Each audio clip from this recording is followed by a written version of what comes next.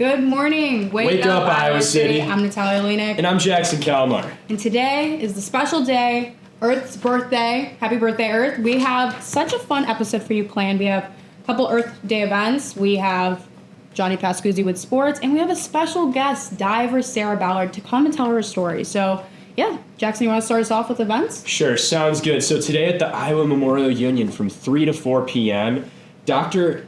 Roop, who is from the University of Minnesota's Climate Adaptation Partnership, is going to be talking about her newest book, which is going to help talk about climate action and really how climate change should be put into consideration when making decisions that affect our environment itself. So I think it's really cool to actually be talking about maybe modern day approaches and steps that we can all really take from this handbook that she created.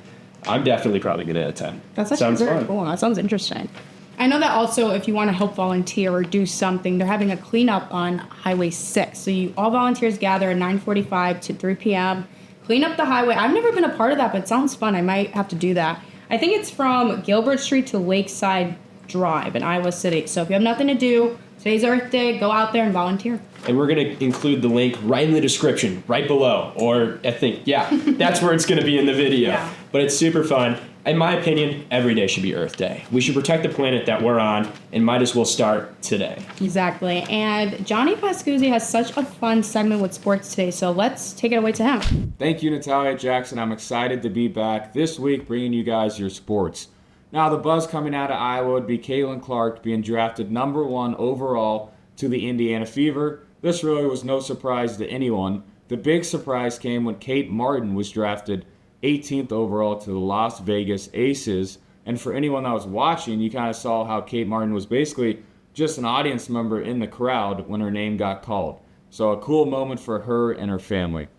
Now, a lot of controversy on Instagram and Twitter when Caitlin Clark's 4-year projected salary was released, in which that was estimated to be around $338,000. Now, when you look at the men's first pick in the NBA draft, he's projected to make $10 million in his first year. This conversation has been going on for a long time about equal pay for men and women, but the argument really comes in when you look at men's sports, the viewership, the ticket sales, the merchandise, it's way higher. Now, if I was working in the WNBA, I'd be real excited because they had 2.4 million viewers, shattering their previous record of 600,000 in 2004, and they have a star-studded draft class in Caitlin Clark, Angel Reese, Cameron Brink. It should allow for the WNBA to gain traction, gain viewership, and hopefully lead to bigger pay for women. Now, the season's right around the corner, as the first preseason game for the WNBA is May 3rd, which features none other than the Indiana Fever and Caitlin Clark, in which they face off against the Dallas Wings. So, keep your calendars marked for May 3rd in that game. Back to the show. Johnny, thank you so much for sports. I always love hearing about what's happening in Iowa sports and where our basketball players will be going in the future. Yeah, but now it's so exciting. Welcome, Sarah Ballard. Yeah. What's up, Sarah? Hi, thanks for having me. Thank you for coming. Yeah. Oh. We're so excited to have you, Sarah. I'm so excited to be here. I'm excited to hear your story and your journey of coming to Iowa City. So can you just tell us what you do, what your position was at the University of Iowa? Yeah, so I'm a senior here, obviously. I have been diving for about 17 years now. So I just actually wrapped up my career a couple of weeks ago. So that was a little bit of a bittersweet moment. But I typically, in diving, there's 3 events. So there's 1 meter, which is the low springboard. There's 3 meter, which is the higher springboard. And then there's tower, which is like the really tall one. I used to do that event, but I broke my leg a couple years ago. So now I mainly just do the 1 meter and the 3 meter springboard.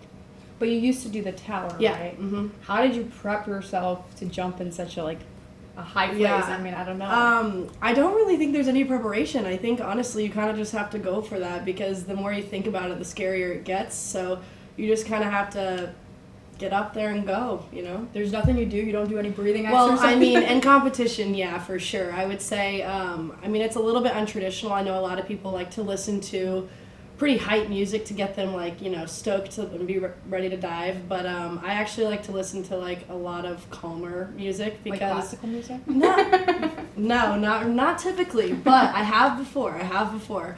But no, like for example, my go-to like chill song is "Island in the Sun" by Weezer. That's like kind of my song that chills me out because my nerves and my anxiety tends to kind of crawl once it gets closer for me to go.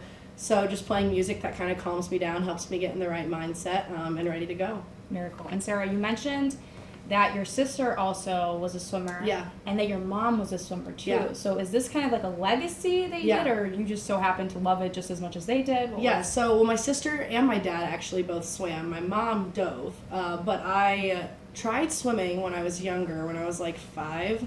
And then my first swim practice, I actually dove into the water without putting my goggles on, and I had to swim to the bottom of the pool to get them. So that was my last practice. I quit after that. But I always went with my mom to pick up my sister from her swim practice, and I saw the divers at the other side of the pool, and I was like, "Hey, Mom, like I kind of want to try that." And she was like, "Are you sure?" And I was like, "Yeah." So she took me to my first diving practice, and I never really stopped since. And then a few years after I started diving, I actually figured out that she was a diver too. So funny coincidence there, but yeah. Very cool. And, you kind of are coming to an end, you said. How does that feel? I know you said it's bittersweet, but if you're someone that was doing it for 17 years, facing the last event, how did that go? So this year, I imagined the moment over and over again, doing my last dive, what it would feel like, my parents being there, my teammates, coaches, everything. But I don't think I really understood what it was going to feel like until I actually got into that moment. So my last meet was in March back in Houston, Texas. It was our zone competition.